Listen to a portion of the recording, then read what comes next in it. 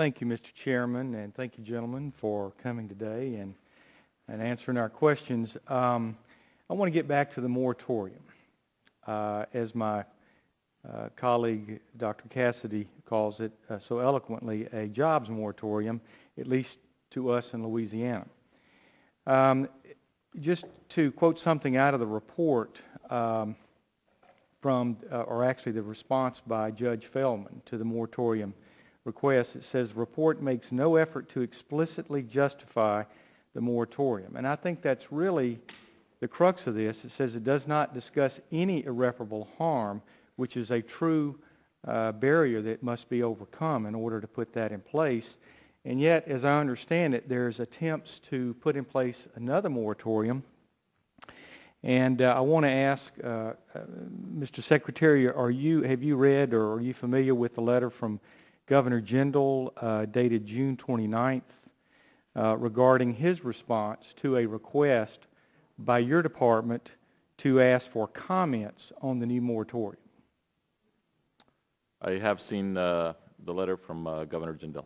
Okay. Mr. Chairman, I'd like to enter this into the record with unanimous consent. Yes. Well, I'll just mention a couple things in it.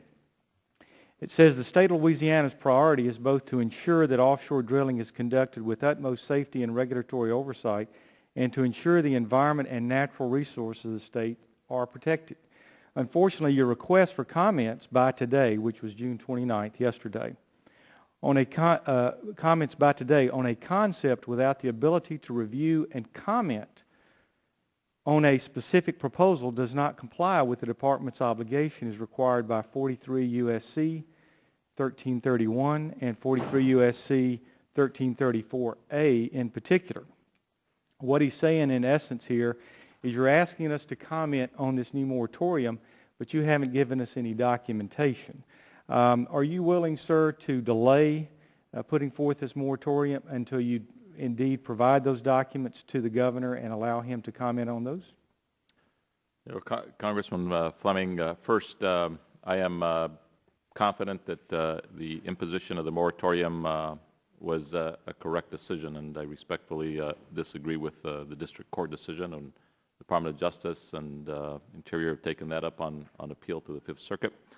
We believe the decision was correct. We also believe that the last 70 days essentially by themselves, if you will, make an Exhibit A as to why the moratorium is essential. 71 days of following all of the efforts to try to deal with this blowout tell us that industry does not have the ability to quickly deal with this kind of blowout scenario.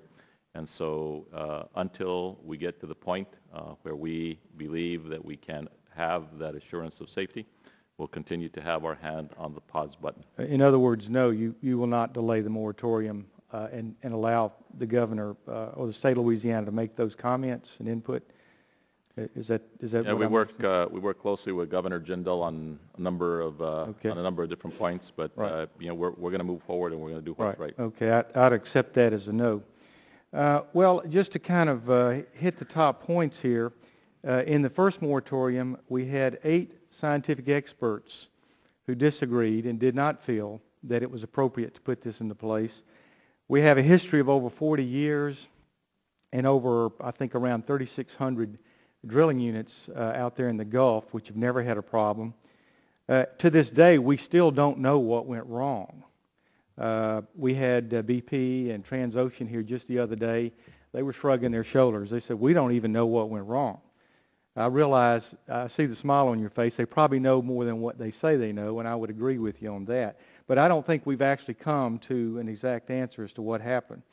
And then we have the letter on the comments, which our governor was not allowed to give input. And then finally, we're talking about proposing legislation here by July 14th, and we don't even know what went wrong.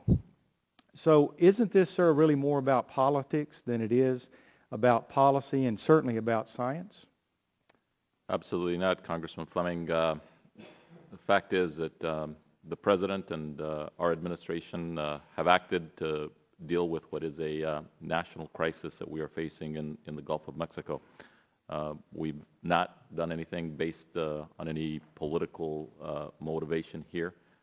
We have a problem, and our job is to fix a problem, and that's what we're about. Part of fixing the problem is getting the kind of legislative framework and support so that we can assure that there is safety, the right kinds of standards, and the right kind of enforcement with respect to the Outer Continental Shelf, which is part of the reason why I think this hearing is such an important hearing to have. And I will respectfully disagree that I think this is more about the RAMA manual, never let a crisis go to waste, despite what we hear from the administration and from you today, Mr. Secretary.